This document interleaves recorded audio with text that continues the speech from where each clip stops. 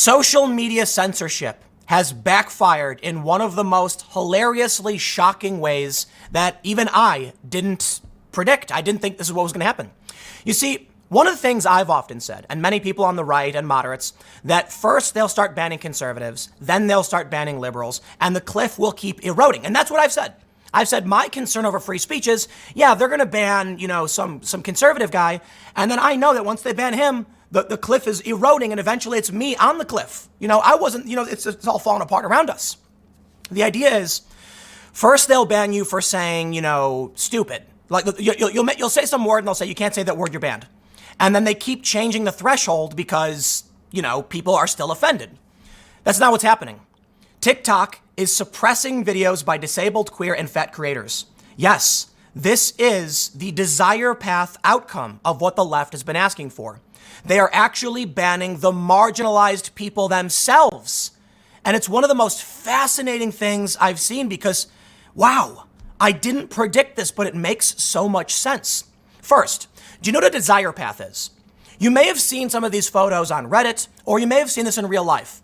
There will be grass, and there will be sidewalk, but there will be a straight line of dirt going through the grass. Basically, a desire path is that the planned route is longer than what people actually want to do, so they cut corners. And as more and more people walk through the grass, it wears a path into the grass. That's called a desire path. It is not the planned path. It is just the natural progression of what people wanted. You see, the city says, we'll make this beautiful pathway with flowers. And the people say, this takes too long, I'm going to cut through the park, resulting in the real path. So let me give you another example of what this looks like before I tell you what's going on here, because this is amazing. I really do. I'm fascinated by this. So a bunch of leftists said it should be illegal to discriminate against, say trans people and non-binary people. They should be allowed to use whatever bathroom they want. In their minds, they imagine a trans man or trans woman walking up to the men's or women's room and just walking with no problem. In reality, to comply with the law, a desire path law was created. These businesses said, why have two bathrooms if we have to deal with the controversy? So instead of saying we will allow anyone to use any bathroom, they started changing the bathrooms from multi-use to single use.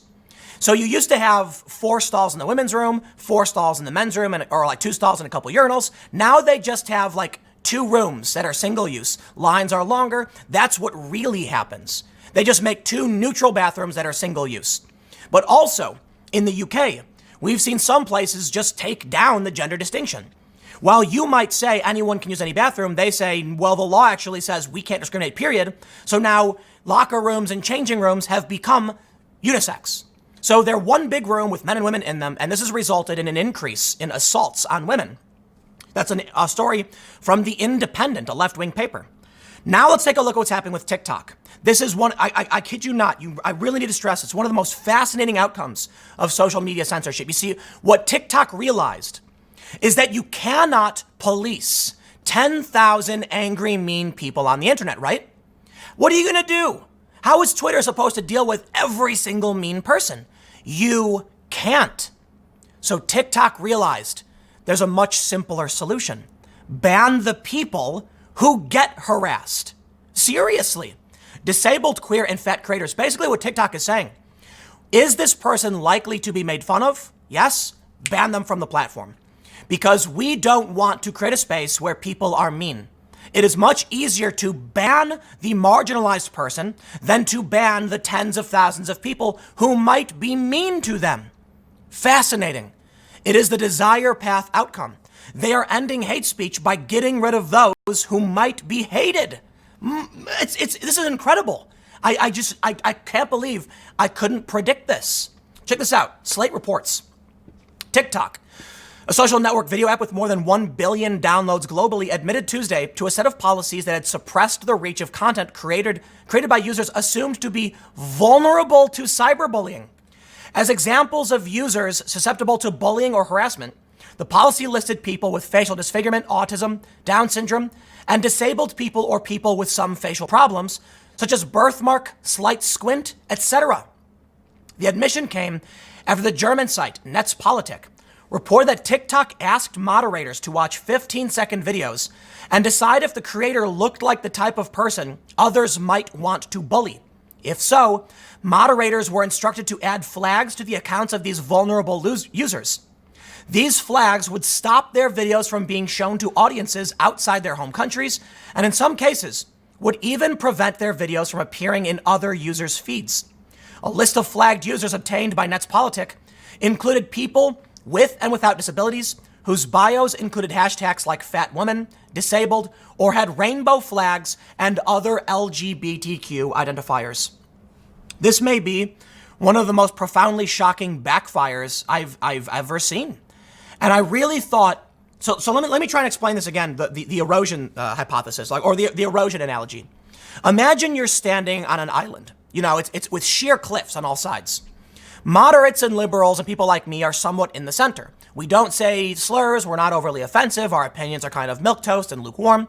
So as the cliffs start eroding around us and people fall off the fringes, the space in which we're standing becomes smaller and eventually there's no island left. So you have the far left and the far right. The far left does get banned, the far right gets banned way more often. So on the far right side, we see that the waves crash into the cliff and tear down that wall, and then those far right people fall into the ocean. But as that cliff falls, I am now closer and closer to the cliff's edge because there's less and less space. In my view, I say I must call out the erosion of this cliff.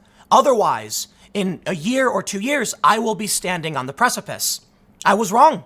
I was absolutely wrong. Something different happened. China, or this company, has now decided, instead of getting rid of all of the mean people, just to get rid of those who might be mocked. It's remarkably simple.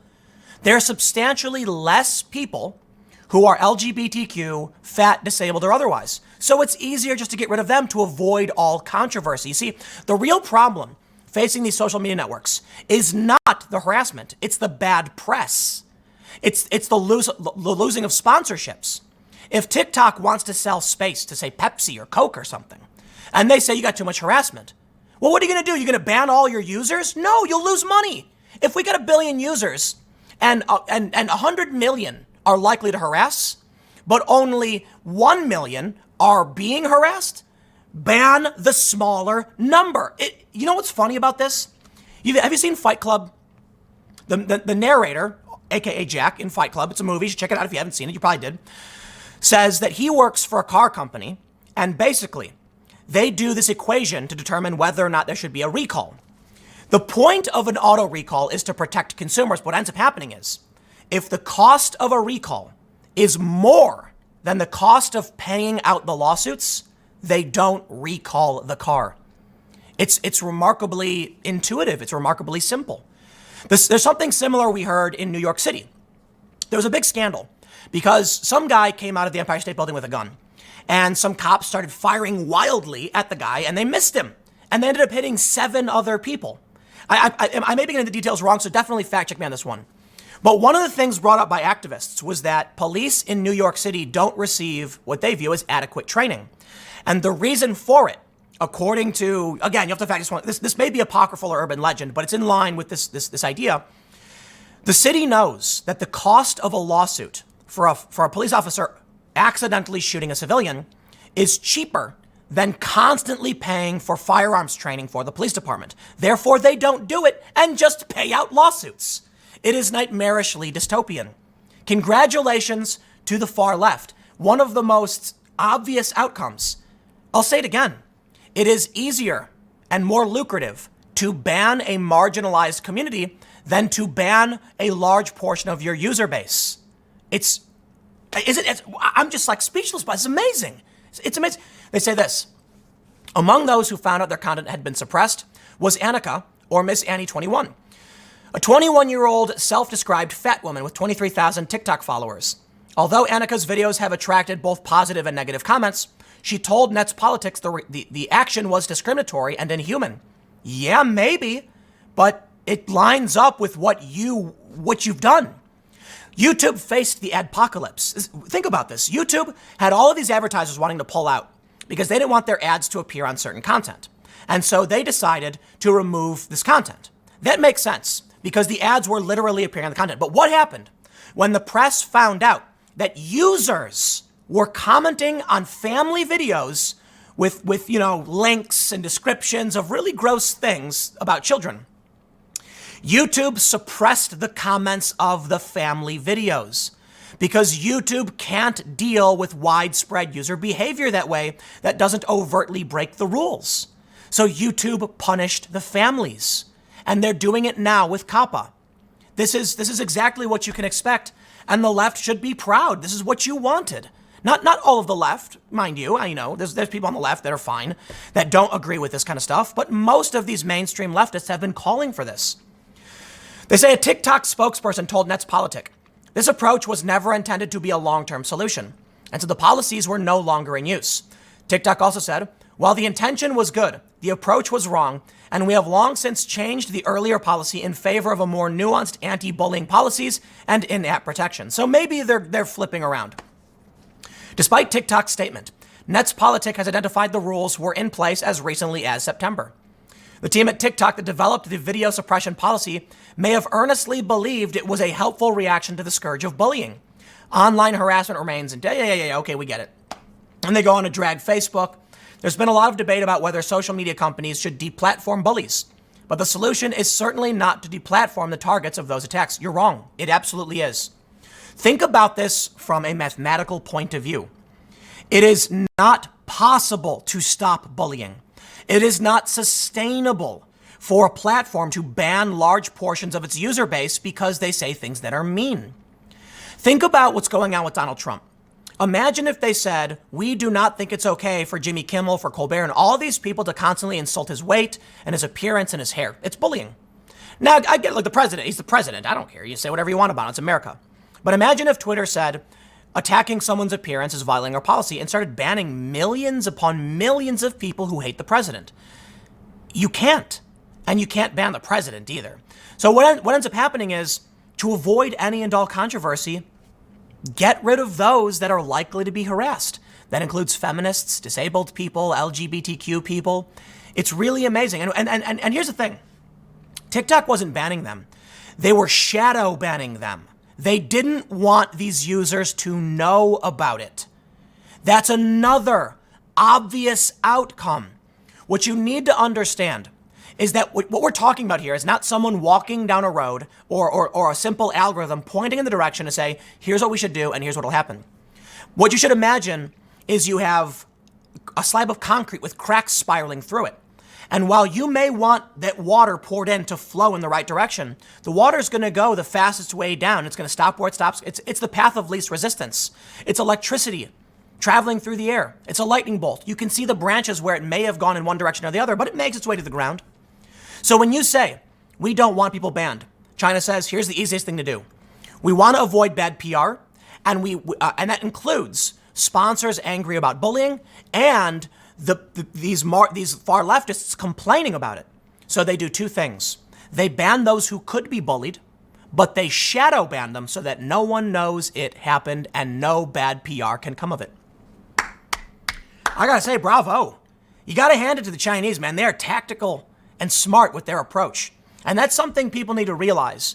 You know, look, I come from a partly, Asian background. And I am familiar with the cultural view of a lot of these systems. And it is, let me put it this way. I'll only speak to my family, okay? We're part Korean, not from China, but there is a similar cultural overlap. And let me just tell you, my mom tutored me in math. My brother and my sister, she tutored us in math, and she currently makes math tutorials. Now, you can laugh that it's a stereotype for a Korean woman to be doing math tutorials. I think it's part of it's a cultural thing. I think it's a value that was handed down, generation after generation, to be strategic and calculating and to plan. And that's been instilled in me, and it goes back through my family. I think it's fair to say that while you may think it's positive discrimination or a stereotype, I don't think it's race-based. I think there is a cultural strategy that's passed down in East Asian cultures. And what TikTok did here was a perfect mathematical equation. Don't let the activists know what's going on, and shadow ban those who could be bullied, so there's no bullying. That's brilliant. It's horrifying, but it's brilliant, right? So look, man. China is a communist dictatorship as far as I'm concerned. They're nasty, evil people. It has nothing to do with their race. It's their country, and it's part of their culture. And you don't see it in these other countries. South Korea is beautiful and amazing, albeit South Korea, Korea is pretty racist. It's getting better, but it is really racist. It is. So I think that they have cultural things about them, and they're in it to win it. They're playing the long game. China's playing the long game. Okay, and this is part of it. Social media is a massive tool to gain influence, and you reap what you sow. These are the rules you asked for, and you can't blame TikTok for saying, "Okay, we'll get rid of bullying, and we'll do it in the easiest way possible." It is the path of least resistance. I'll leave it there. Stick around. Next segment's coming up at 1 p.m. on this channel, and I will see you all then.